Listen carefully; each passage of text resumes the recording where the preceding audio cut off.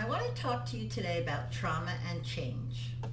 Now, change is something that we're all going to experience. It's something that happens all different times of our lives, all different seasons. It's just something that we have to learn to live with, right?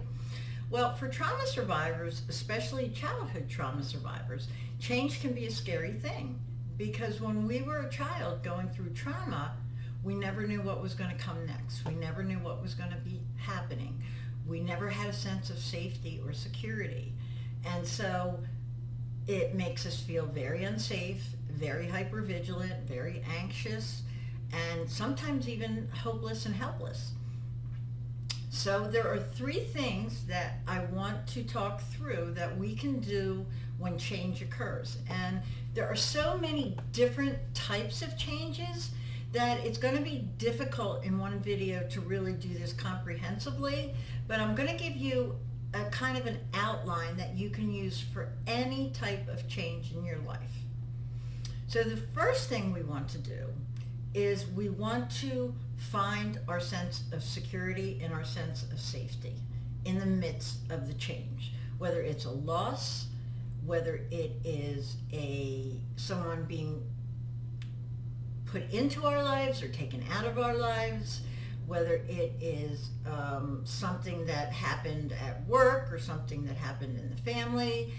But it's going to disrupt our schedule. It's going to disrupt our life. It's going to make changes in what we do on a daily basis.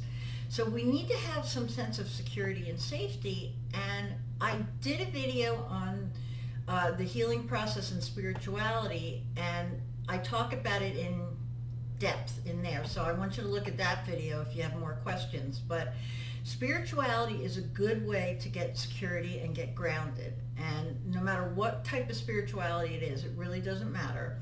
That is a way to feel secure and grounded.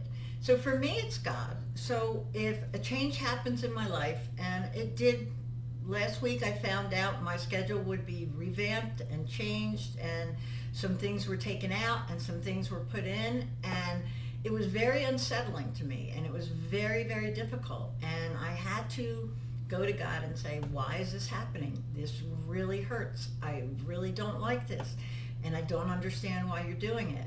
And I have to get a sense of He's got my back.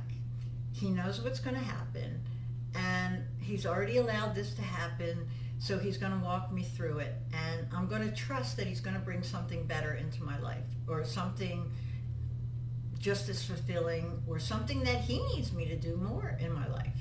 And so I've got to trust the process of change. I've got to trust the process and my security and my anchor. He is my anchor, and I want you to have an anchor, whatever that anchor is, but it has to be an anchor that can't change. Because if it's something that can change, then your anchor is not secure. Okay? So the second thing I want you to do is you have to replace that time with something. You have to replace that thing with something. You have to replace whatever was disrupted. Like, let's say, I'm going to use my example. My schedule was changed in 2 days that I do a certain thing. It was kind of, the rug was pulled out from under me, and I no longer will be doing that. And it happened suddenly. It was no fault of my own, no fault of anybody else's. It's just something that happened. And in this time of COVID, a lot of these things are going to be happening. So what I have to do is take those days and say, okay, what can I put in its place? What productive things can I do that will help me, that will help my future, that will help my family? What can I do to put something in that place and make my day still good and not sad and not worrying about why this is happening and things like that. So we have to put something in its place. The third thing we have to do is we have to look at the positive side of this. We have to look at, okay, those days are now open. I can do A, B, and C now. I didn't have time to do that before. I can go here, there, or the other place. I didn't have time to do that before. I can work on some stuff that I have put on the back burner for a long time. I didn't have time to do that before. Now, it may not make me happy as what I was doing. It may not take away the pain of feeling sad or grieving that thing that's gone, but it will help you push to something else. It will help you go forward looking at something positive, because otherwise we stay in sadness, we stay in hopelessness, we stay in helplessness. We can fall into depression, and a lot of us that have low-level depression from trauma or PTSD or C-ptsd, we will fall into that. So that is another thing we can do. So the three things are, we're going to have our anchor, and we're going to get our security, and we're going to be grounded in that and really follow through with that. Then we are going to replace the time or the schedule, whatever it is that was lost, and put something else in its place. Now, if you lost something like a person, obviously you can't replace a person, but you can replace the time spent with them. You can replace the things you did with them. You can make changes so that you have something in its place, so that you're not falling into sadness and hopelessness every time that time comes around. The third thing, again, is we're looking at the positive side of everything.